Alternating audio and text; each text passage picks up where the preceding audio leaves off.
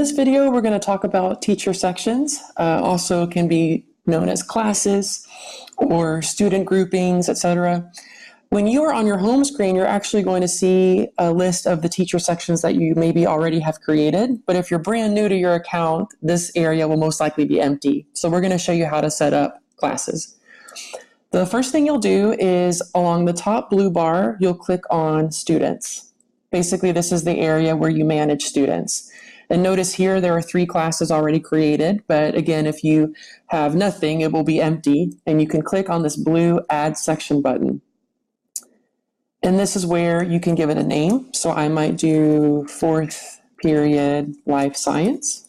You can give it a description if you'd like, or a course number if you'd like. And then down here is where we have learning resources available. So this is where you can select elements within STEMscopes to be always accessible to your students all year long.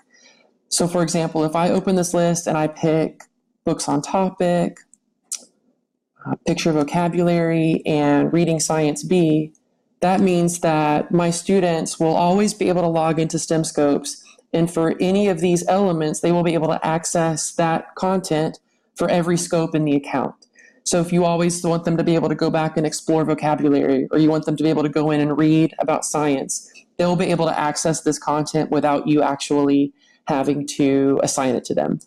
And then you can click Create this teacher section, and basically it now creates the section where the first tab will show your students, the second tab will show assignments that you've made to your students, the third tab, Learning Resources, will show you any content that students submit through the Learning Resources feature so that they can still access content and submit it to you without you actually having to make the assignment.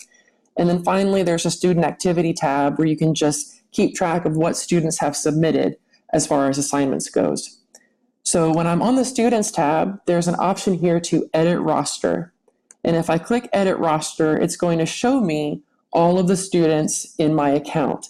So, and this is assuming that your district has already loaded in your students into the account. So all you do is you scroll through your list and you just click the Add button next to the student who you want to be in your section. You can also filter out students by grade level by simply clicking one of the grade level boxes over here on the right.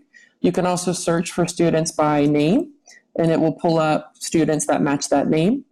And that's essentially how you add students to your section. So now, when I look at my students list, I have 3 students. I have their user ID, their username. If I need to see their password, I can click Show Password, and it will show me the password for that student. I can also click the Print button, and it will pull up a version of the student roster that I can print.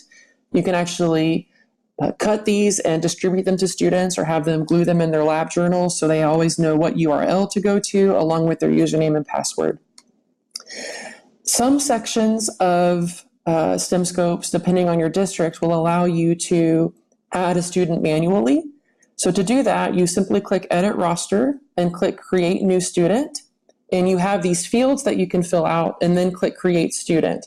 And that will also effectively add a student to your section. It's just a manual process. The beauty of doing it with the district loading the students in is that when you click Edit Roster, you already have students that you can select from and add to your section. Once students are added, you can then go through STEMscopes and assign content to them. And that's going to be another video in this help resource called Assigning Content. So check that out for more information on actually how to assign content to your STEMscope students.